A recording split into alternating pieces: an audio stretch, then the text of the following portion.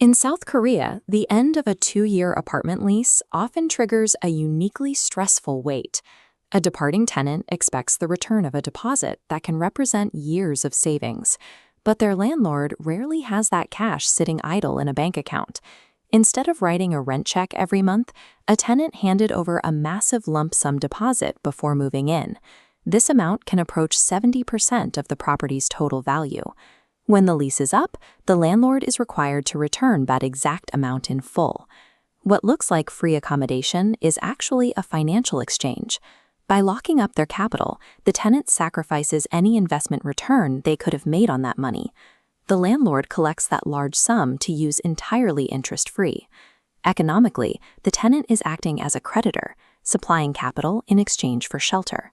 This diagram breaks down a typical 500 million won apartment.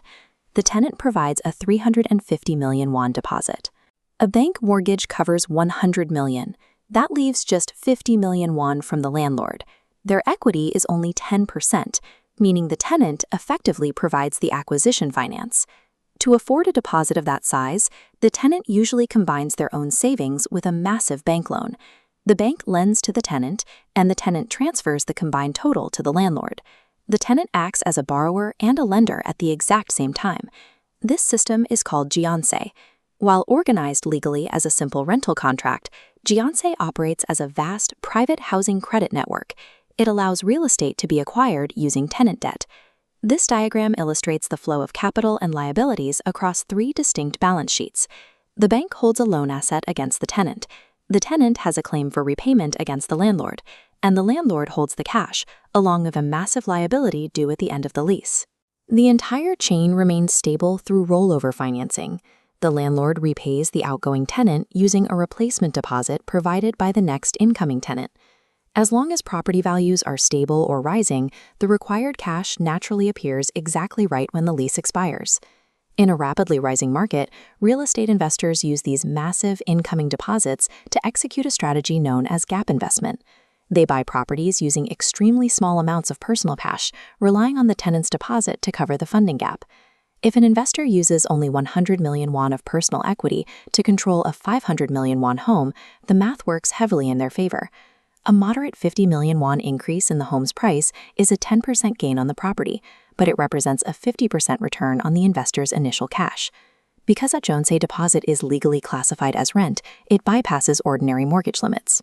Investors can acquire assets with a level of leverage they could never get through traditional loans, driving intense upward pressure on housing prices. To keep this complex network running smoothly, public institutions stepped in to absorb the risk. They established 2 different fail-safes. A Jeonse loan guarantee protects the financial institution in case the tenant defaults on their bank loan.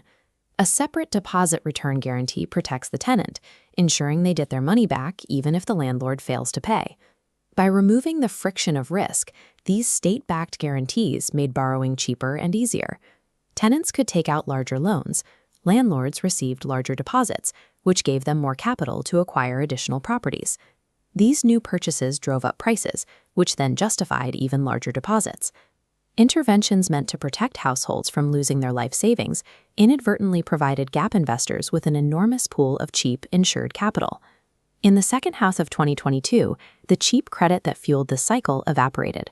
Rapid interest rate hikes pushed borrowing costs up, and the amount new tenants were willing to borrow for deposits rapidly declined. This diagram shows the mathematical crisis. A landlord owes a departing tenant 350 million won, but the new tenant supplies only 280 million. The 70 million won shortfall is reverse Jeonse.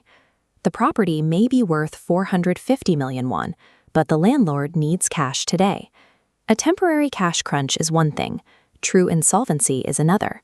That occurs under a condition called underwater Jeonse, where property prices drop so far that the home's total recoverable value falls completely below the size of the deposit. A drop in prices always exposes criminal fraud, like inflated valuations or hidden tax liabilities. But an honest landlord who simply used a deposit to finance a property can still fail. The root vulnerability is purely structural, funding a long-lived, illiquid building with a massive short-term debt that cannot be amortized. The bricks and mortar of the apartment never actually guaranteed the safety of the money. The system's stability relied on continuous confidence that the next tenant would arrive with replacement cash. When landlords default, the state guarantor steps in to pay the tenant. The risk simply moves from the household to the public balance sheet. By 2022, the payouts required from these institutions vastly exceeded the cheap premium fees they had collected from users. Regulators face a difficult choice. If they tighten the rules and lower the permitted debt limits, they immediately reject lower-priced properties, the exact units occupied by the most vulnerable households. A straightforward fix, like requiring landlords to hold deposits in a locked escrow account, would guarantee the safety of the tenant's principal, but it would instantly destroy the core utility of the contract. If landlords cannot invest the deposit, they have no economic reason to offer rent-free housing. Ultimately, Jeonse does not eliminate rent, it converts it to capital value. It does not eliminate mortgages, it moves finance to tenants, and it does not eliminate risk. It distributes that risk across households, landlords, and the state until a market reversal forces someone to finally pay the bill.